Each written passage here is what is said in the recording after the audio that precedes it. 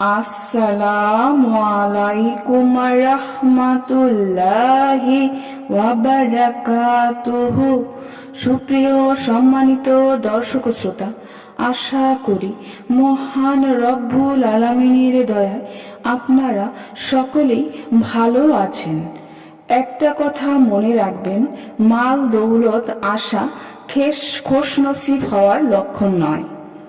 অর্থাৎ আমি আবার বলছি, একটা কথা মনে রাখবেন, মাল দৌলত আসা খুশনসিব হওয়ার লক্ষণ নয়। আমল করার তৌফিক মিলে যাওয়াই হলো খুশনসিবের আলামত। মাল ও দৌলত আল্লাহ তাআলা ফেরাউনকেও দিয়েছেন, হামানকেও দিয়েছেন। আজকাল আমরা কিছু সম্পদ পেলে এতই খুশি হই যে নিজেকে বড়ই সৌভাগ্যবান মনে করতে থাকি। নামাজ ছুটে গেলে তাতে কোনো টেনশন নাই, অথচ আল্লাহ কোনো বান্দার উপর যখন নারাজ হন তার কাছ থেকে রিজিক ছিনিয়ে নেন না। অথচ আল্লাহ যখন কারো উপর নারাজ হন তখন তার কাছ থেকে সিজদার তৌফিক ছিনিয়ে নেন। আল্লাহ যখন নারাজ হন তখন তার জন্য অক্সিজেন বন্ধ করে দেন না। আল্লাহ যখন নারাজ হন তখন তার জন্য সূর্যের কিরণ বন্ধ করে দেন না। আল্লাহ যখন নারাজ হন তখন তাকে হেদায়েতের নেয়ামত থেকে বঞ্চিত করেন। আল্লাহ যখন কারো উপর নারাজ হন তখন তার মনের শান্তি কেড়ে নেন। আল্লাহ যখন কারো উপর নারাজ হলো তখন আল্লাহর ভয়ভীতি তার অন্তর থেকে ছিনিয়ে নেন। মানুষ মনে করে আমি নামাজ পড়ব না। তুমি কে যে নামাজে যাও না? বরং মালিক তোমাকে তার ঘরে যাওয়ার তৌফিক ছিনিয়ে নিয়ে জানান দিচ্ছে তিনি তোমার উপর নারাজ। সামান্য একজন ইউনিয়ন পরিষদের মেম্বার বা চেয়ারম্যান বা মন্ত্রী ডাকলে আপনি গৌরব করে সকলকে বলেন আমাকে মন্ত্রী ডেকেছে, আর 5 ওয়াক্তে মসজিদের মেম্বর থেকে রাজাধিরাজ মহান অধিপতি আল্লাহ রব্বুল আলামিনের পক্ষ থেকে আহ্বান আসে, আর সে ডাকে তুমি যদি না যাও তাহলে বুঝে নাও তোমাকে মহান আল্লাহ রব্বুল আলামিন ডাকেন নাই।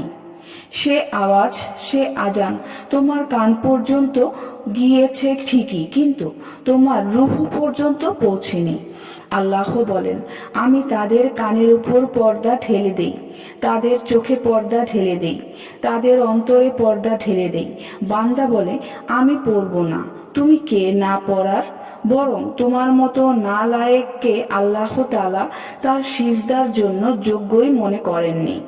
সেজন্য হযরত আব্দুল্লাহ আলবী রহমতুল্লাহ আলাইহি এরশাদ করেন, যদি কারো ব্যাপারে জানার ইচ্ছা হয় যে সে আল্লাহর রহমতের নজর থেকে বঞ্চিত কিনা, তাহলে দেখো সে গুনাহে ডুবে থাকে কিনা।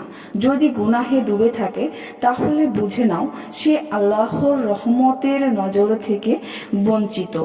আমার প্রিয় সাল্লাল্লাহু আলাইহি ওয়াসাল্লামের পেয়ারা দিওয়ানারা যে হালতে আছেন, যে হালতে আল্লাহর শুকর আদায় করুন। আপনি মেহনত করছেন, কষ্ট করছেন, তারপরও যদি আপনার রিজিক খুবই কম হয়, কামাই রুজি খুবই কম হয়, আপনি এর জন্য আল্লাহর কাছে শুকরিয়া করবেন না, বরং সন্তুষ্টি প্রকাশ করুন। প্রিয় নবীর একটি হাদিস এখানে প্রাধান্যযোগ্য। হযরত ফারুকে আজম রাদিয়াল্লাহু তাআলা আনহু একদিন রাসূল করিম সাল্লাল্লাহু আলাইহি ওয়াসাল্লামের কাছে সাক্ষাতের জন্য তাশরিক নিয়ে গেলেন। তখন হুজুর যে চাটাইয়ের উপর আরাম করছিলেন সে চাটাই এর নিশানা হুজুরের শরীরে স্পষ্ট দেখা যাচ্ছিল।